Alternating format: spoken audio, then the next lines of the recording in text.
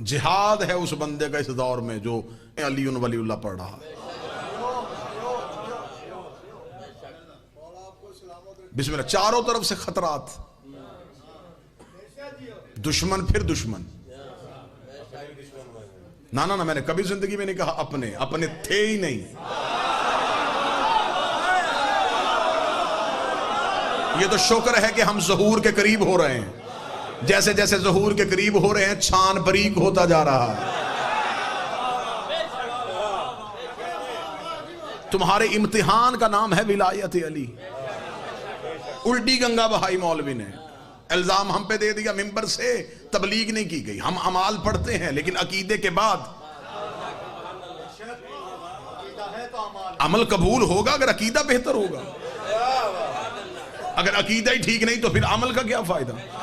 پہلے عقائد بہتر کرو، پہلے عقیدے ٹھیک کرو.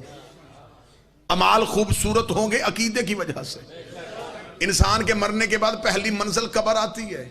کوئی مولوی مجھے اپنا بیگانہ یہاں سے لے کے حوضہ علمیہ تک سر پہ قرآن رکھ کے بتائے کہ قبر میں اعمال کا حساب ہوگا.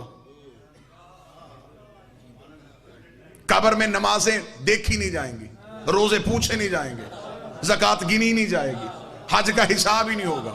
قبر میں پوچھا جائے گا صرف عقیدہ.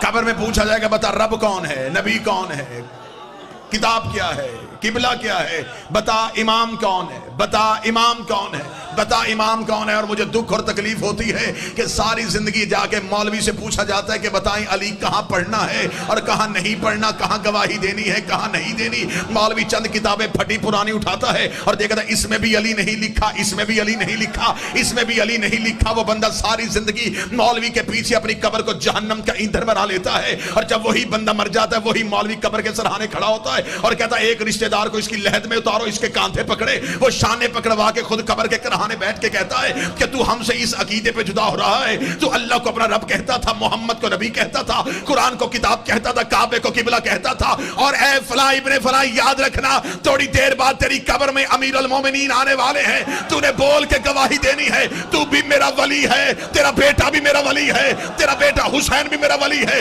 تیرا بیٹا سجاد بھی میرا ولی ہے. اس وقت مولوی کا گریبان پکڑ کے پوچھنا زندگی میں ایک کی گواہی نہیں دینے دیتا تھا، قبر میں 12 کی کیوں دلوا رہا.